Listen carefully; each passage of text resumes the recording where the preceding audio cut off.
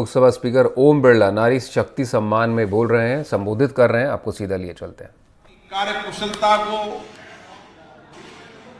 आपके कार्य से किस तरीके से जीवन बदला जा सकता है, कैसे हम बेहतर भविष्य बना सकते हैं, ये मैं आपके बीच में आता हूं तो मुझे भी लगता है कि हम आपके सहयोग से नए भारत का और विकसित भारत का निर्माण निश्चित रूप से कर पाएंगे। मेरा भी कई वर्षों से गांव में आना जाना है और जब गांव में जाता था तो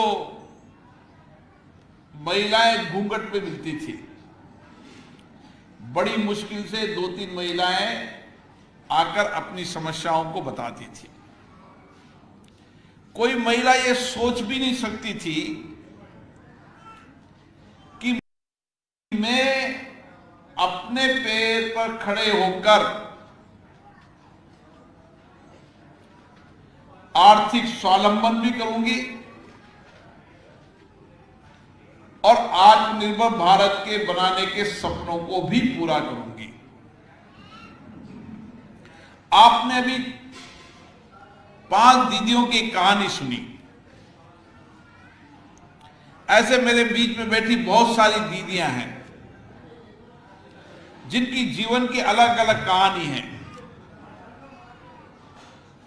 कई दीदियां शादी होने के बाद अच्छी पढ़ी, परिवार का वातावरण, परिवार की परिस्थिति, कुछ सामाजिक ढांचा, उसके कारण न तो घर से निकल पाती थी और न घर वाले निकलने देते थे। लेकिन इन दीदियों का भी संकल्प था कि हम एक दिन अपने पैरों पर खड़े होकर आर्थिक स्वावलंबन से हमारे परिवार की आर्थिक स्थिति को भी सुधार करेंगे और एक सामाजिक परिवर्तन भी करेंगे। जैसे जैसे शिक्षा समाज में आई, सामाजिक कुरीतियां समाप्त होने लगी, महिलाओं को बराबर का अधिकार मिलना पड़ा ने लगा और महिलाएं धीरे धीरे समय आ गया जब देश के हर क्षेत्र में नेतृत्व कर रही है।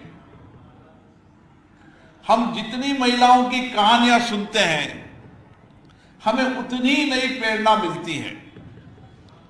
आज राजनीति क्षेत्र में भी पद से लेकर महामहिम राष्ट्रपति तक हमारी महिलाएं नेतृत्व कर रही है। माननीय मोदी जी ने संसद के अंदर, विधानसभा, लोकसभा में भी 1/3 आरक्षण मिले ताकि हमारी महिलाएं भी पंचायत तक, नगर पालिका तक नेतृत्व करती थी। अब राज्य की विधानसभा, लोकसभा में भी नेतृत्व करेंगी। महिलाओं के पक्ष की नीतियां, फैसला बनाने में, कानून बनाने में अपनी बात सदन में रखेगी और जिससे एक बहुत बड़ा परिवर्तन इस समाज में आएगा। संविधान बनाते समय हमें बराबर का अधिकार तो दिया था, लेकिन कई सालों तक बराबर का अधिकार नहीं मिला। सावित्रीबाई फुले जी की जीवन की कहानी आप देखेंगे, किस परिस्थिति में उन्होंने महिला शिक्षा के लिए आंदोलन किया। बाबा साहब अंबेडकर जी की पत्नी की कहानी सुने, उनको बंबई की सड़कों पर महिलाओं को लेकर महिला शिक्षा के लिए आंदोलन करना पड़ा। आज समय परिवर्तन हुआ है, लेकिन हमें और परिवर्तन करना है। हमारे आने वाली पीढ़ी सब पढ़ी लिखी होगी और देश और विदेश में नेतृत्व करेगी, जब जाकर हम नए भारत का निर्माण कर पाएंगे।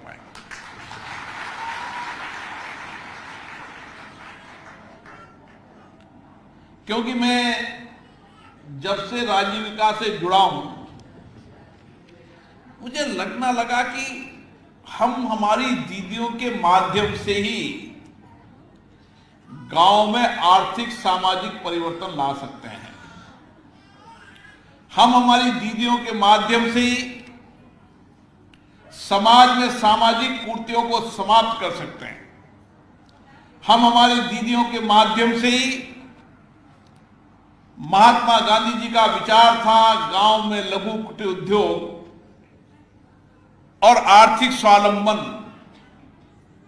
उस विचार को आगे बढ़ा सकते हैं। और एक समय आएगा जब हर घर